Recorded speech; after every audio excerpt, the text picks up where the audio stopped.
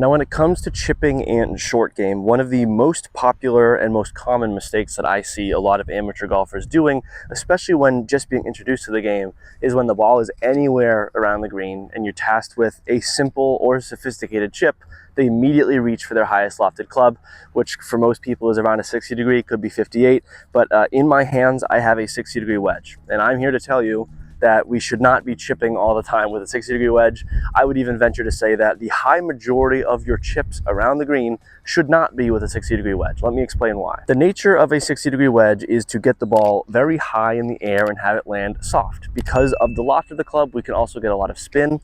So oftentimes a golfer will step up to a shot like this, and this is, I don't know, 20-yard pitch. They'll open up their stance, they'll open up the face, take a big old swing, and they'll flop it up in the air. Now, that was actually a decent shot, but I have been practicing golf for a while. I do a lot of chipping. An amateur golfer can't often pull that off. And the issue with this is it's a completely unnecessary approach to this golf shot, right? Why on earth would I hit this ball high? It's much easier to hit and chip the ball very low. Hit it, right into the fringe and have the ball roll up. So why does it make any sense to take a 60 degree and hit the ball very high? The issue with the 60 degree is there's a lot of exposure to this leading edge.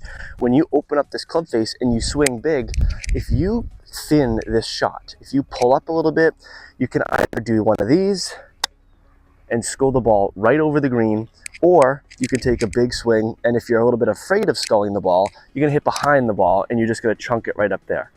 There's such a little margin of error with this club. And I understand when you're short-sided and you're hitting to a downhill pin and the greens are running at a 12, you probably have to hit a flop shot. You have to take that risk. You put yourself in a bad position. You need to hit a highly skilled shot to get out of it.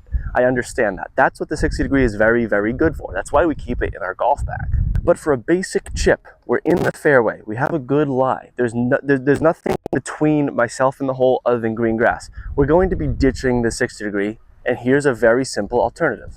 Here is a pitching wedge. It's a club that almost everybody has in their bag. Lofts on this club usually will range between 45 and 47 degrees.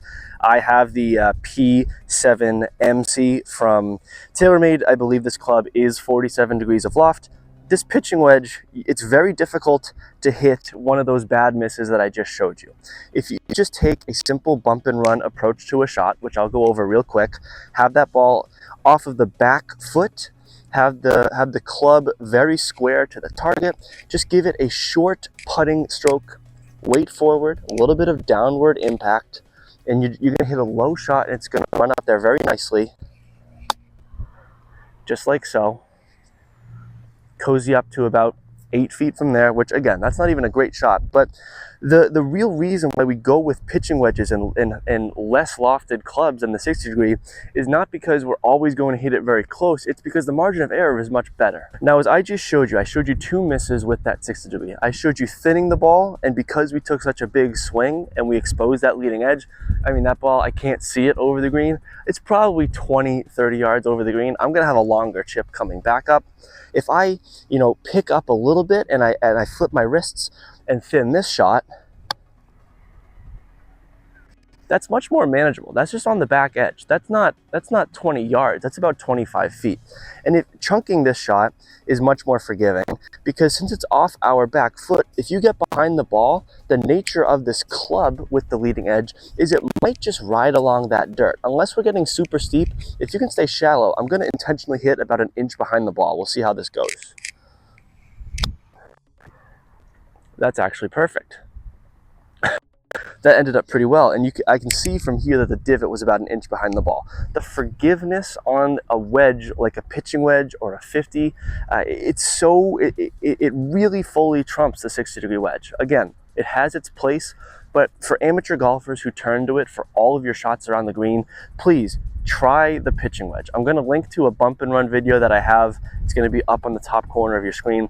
That's a great way to learn how to hit a very safe shot. Once you dial it in, you're never going to want to hit a 60 degree from a simple position again.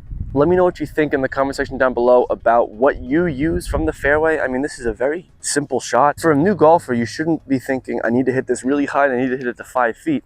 You should be thinking, let me just get this on the green and give myself a good look. There's no reason to get too fancy, just something quick and easy.